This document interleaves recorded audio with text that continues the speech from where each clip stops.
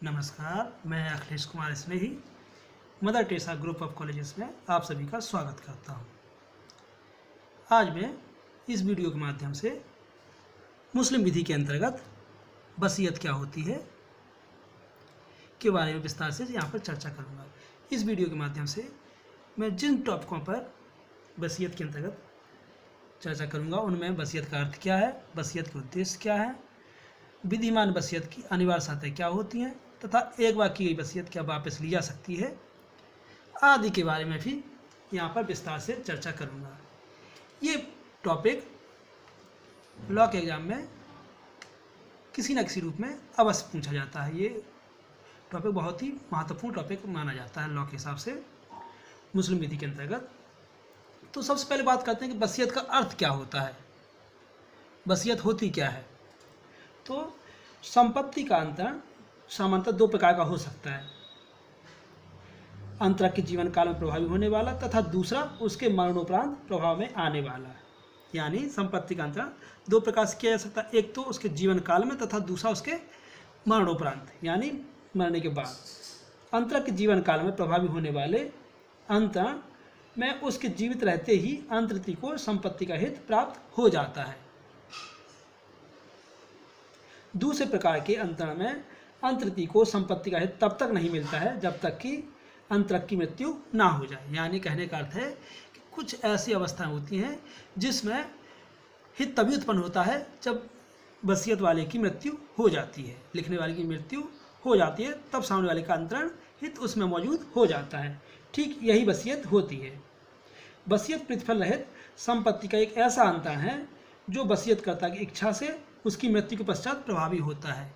यानी कि उसके मरने के उपरांत ही वो प्रभाव में आती है, उसके पहले वो प्रभाव में नहीं आती वसीयत। ये तो वसीयत का अर्थ। अब बात करते हैं कि वसीयत का उद्देश्य क्या होता है, वसीयत करने का उद्देश्य क्या होता है।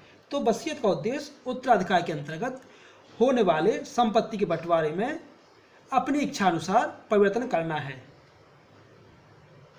जहाँ तक इसकी विधिक संकल्पना का प्रश्न है तो यह कहा जा सकता है कि वसीयत वस्तुतः मृत्युपरांत प्रभावी होने वाला दान है। यानी ये एक प्रकार का दान है जो मृत्यु के उपरांत प्रभाव में आता है। कहने का अर्थ हुआ कि अगर कोई ये उस प्रकार का दान है जो किसी व्यक्ति के मरने के उपरांत ही प्रभाव में आता है और ये एक बंटवारे की इच्छा के अनुसार परिवर्तन कर सकता है, तो वो इसका उद्देश्य होता है।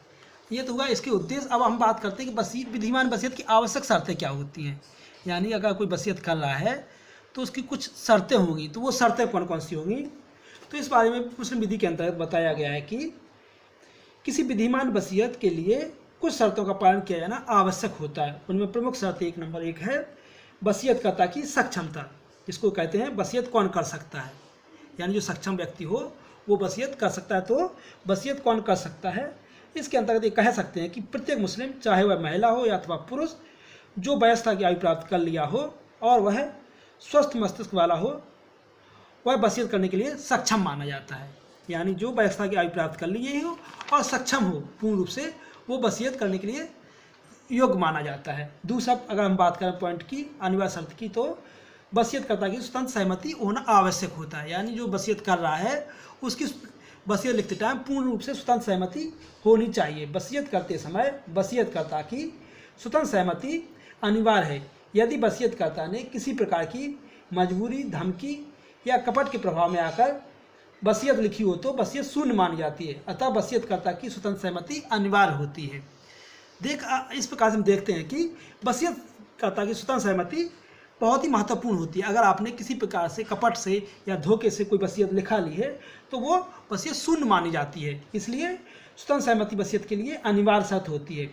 इसके अलावा तीसरा पॉइंट आता है अनिवार्य शर्त या अनिवार्य औपचारिकताएं। कुछ औपचारिकताएं ऐसी होती हैं जो अनिवार्य रूप से मानी जाती हैं। इसके अंतर्गत वसीयत का ना तो कोई विशेष रूप से प्रारूप निर्धारित किया गया मुस्लिम विधि के अंतर्गत और ना ही इसकी पूर्णतः के लिए किसी प्रकार की औपचारिकता ही निर्धारित की गई है। यानी कहने का अर्थ है कि इसके लिए वसीयत के लिए कोई किसी प्रकार का प्रारूप या कोई प्रोफार्मा नहीं है जिसके अंतर्गत वसीयत की जाए। यानी वसीयत किसी प्रकार से की जा सकती है।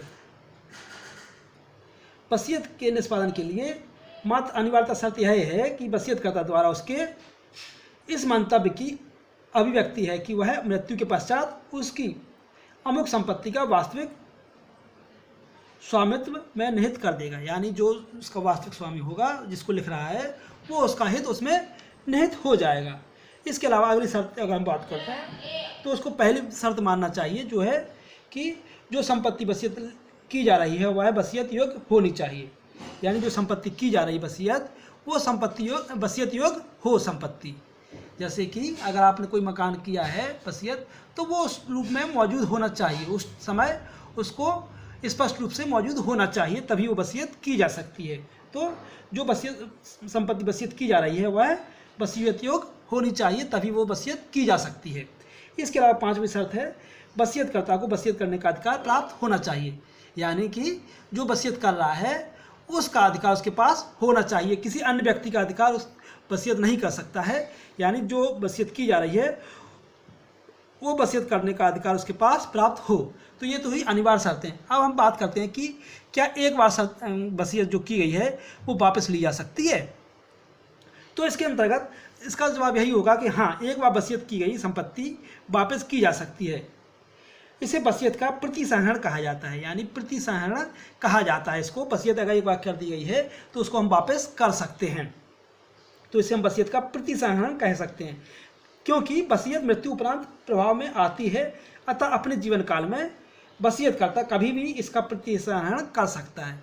कहने का अर्थ यह है कि वसीयत जो है मृत्यु उपरांत ही प्रभाव में आती है, अतः जो वसीयत लिख रहा है अपने जीवन काल में उस वसीयत को उसका प्रतिसंहरण कर सकता है, वो उसको बदल सकता है। वसीयत किसी व्यक्ति की अंतिम इच्छा के रूप में मानी जाती है। वसीयतकर्ता के जीवन काल में इसकी किसी भी इच्छा को उसकी अंतिम इच्छा नहीं माना जा सकता है, अतः वसीयत बदली भी जा सकती है। ये आज हमारा छोटा सा टॉपिक था। अगर आपको पसंद आता है लाइक कीजिए, हमारे चैनल को सब्सक्राइब कीजिएगा। Thank you.